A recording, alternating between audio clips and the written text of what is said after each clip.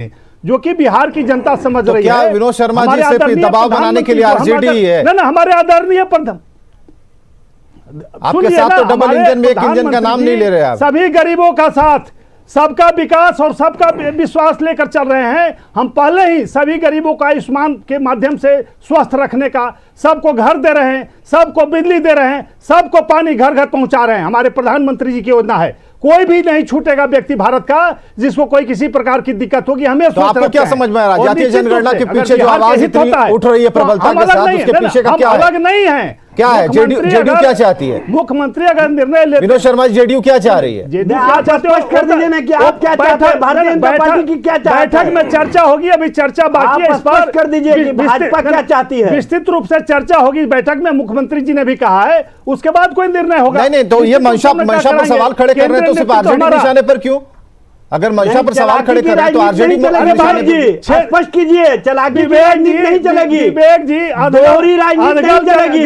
आप double engine में एक इंजन डिरेल हो जाएगा तो सरकार को रास्ता दिखाएगी। इसको तो खुद सरकार कैसे चलेगी पता नहीं है। आप खुद रास्ता दिखाएंगे। जातीय जनगणना पर आपकी क्या बिहार की जनता बार बार सबक सिखा रही है। सबक वाली बात छोड़िए ना, विनोद शर्मा जी सबक वाली बात छोड़िए ना, जिसको सबक सिखाएगी वो तो अगले इलेक्शन में पता चलेगा। हमें जरा ये बता दी, क्लियर कीजिए ना, आप परहेज क्यों कर रहे हैं? इलेक्शन का समय लेकिन आप जातीय जनगणना पर क्या सोच रहे हैं? अगर राज्य की जनता का हित होता है, विकास होता है, तो भारतीय जनता पार्टी सबसे आगे खड़ी होगी कहीं भी। लेकिन अगर राजनीति केवल होगी तो उसमें हम कौन कर रहा है? वही तो पूछ रहे, कौन कर रहा है राजनीति? हमारा कौन कर रहा है राजनीति? कोई भी निर्णय लेने के प्रति भारतीय जनता विनोद शर्मा जी कौन कर रहा है राजनीति? पूरे समाज को, सर्वधर्म को। विनोद शर्मा जी पूछ तो रहा हूं कि कौन कर रहा है राजनीति?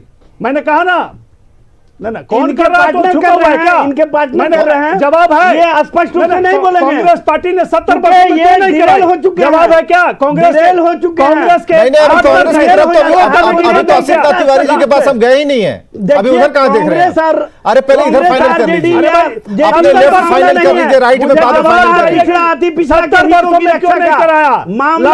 15 वर्षों में क्यों नहीं? ये क्लियर कीजिए ना भाई। लोगों को बचाना चाहते हैं, उनको कैसे क्यों नहीं बोल रहे कि जातीय जनगणना के पीछे वोट करने वाले लोग आप क्यों नहीं बोल रहे हैं कि इसमें मंशा पॉलिटिकल है?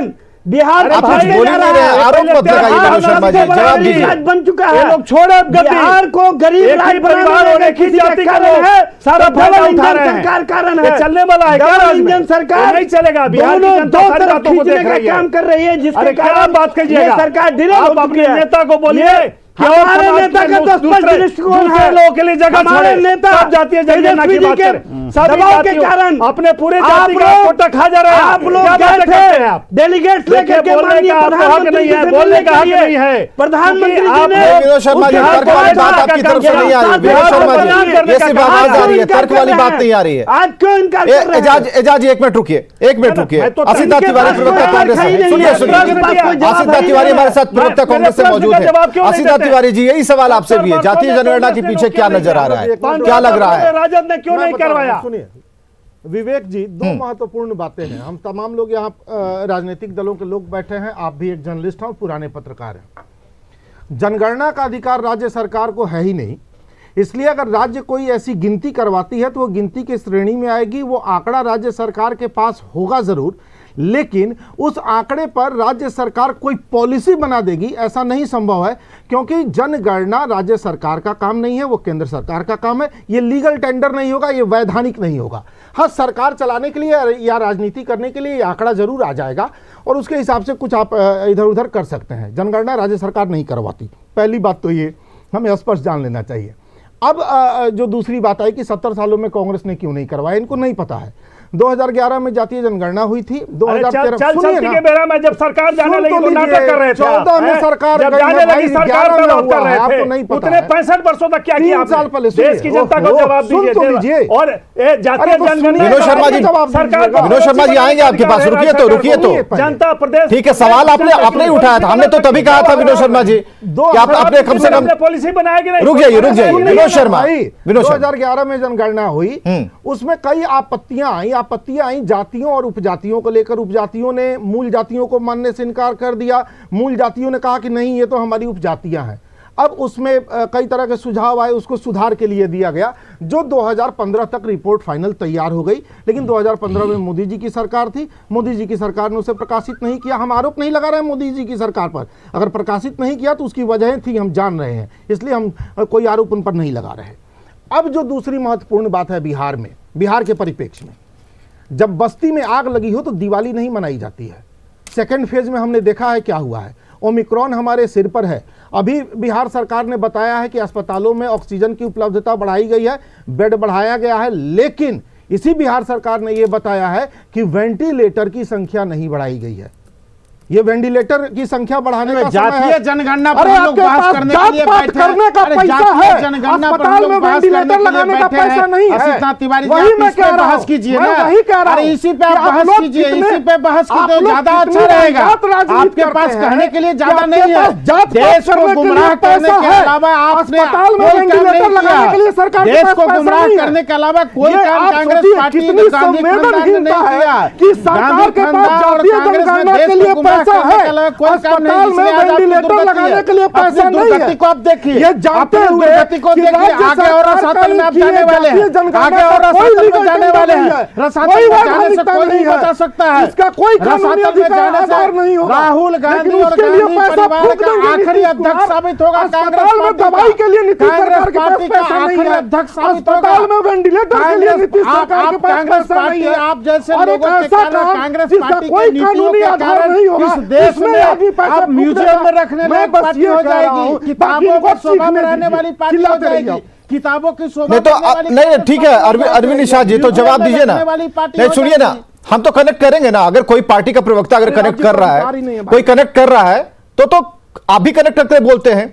अगर हम बीजेपी की तरफ जाएंगे तो गोपीनाथ मुंडे का हम हवाला दे दें, उन्होंने क्या मांग की थी, हमारे सामने ही वो पन्ना है। बिल्कुल बिल्कुल, हाँ मैं बता रहा हूं, उन्होंने क्या कहा था, बता रहा हूं कि हम ओबीसी के लोग इसी देश के नागरिक हैं, हमारी गिनती करो। सेंसस में कहा था ना, 2011 के सेंसस में भारतीय जनता पार्टी के नेता के हैसियत से गोपीनाथ मुंडे 2010 में बहस करते हुए कहा था कि देश 2010 में 11 के सेंसस के लिए कहा था कि देश में जातीय जनगणना कराई जानी चाहिए।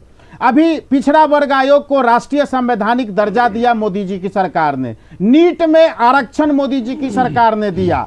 अभी जी रोहिणी कमीशन अति पिछड़ा वर्ग के पहचान के लिए राष्ट्रीय स्तर पर कमीशन गठित किया। तो भाई क्लियर, अरविंद जी वो क्लियर कर दीजिए ना कि वोट के लिए कर रहे हैं। अरे क्लियर कीजिए ना कि वोट के लिए कर, जब आप सब कुछ अच्छाई कर रहे हैं, जब सब कुछ अच्छाई कर रहे हैं तो आपके इंजन से पटरी क्यों डिरेल हो जा रही है? देश में 2011 के जनगणना कराया जाना चाहिए, यह देश का मांग है। अरविंद निषाद जी, देश का मांग नहीं, पॉलिटिकल पार्टियां फिक्स करती है कि क्या मांग है, इतना मत बुलवाइए। सुनिए, देश में कौन सबको, सुनिए, रोजी रोटी से फुर्सत नहीं मिल रही है, यहाँ मांग करेंगे। पार्टी चलाकी की राजनीति कर रही है। एक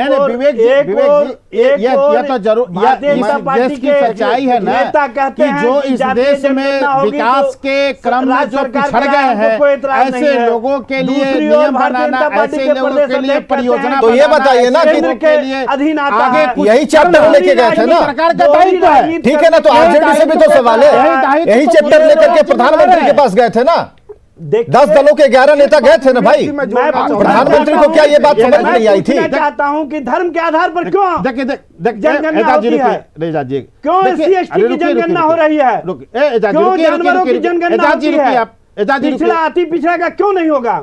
बिहार में भारतीय जनता पार्टी सहित तमाम दल के सदस्य प्रधानमंत्री जी से मुलाकात किया, प्रधानमंत्री जी से अपनी बात कहा।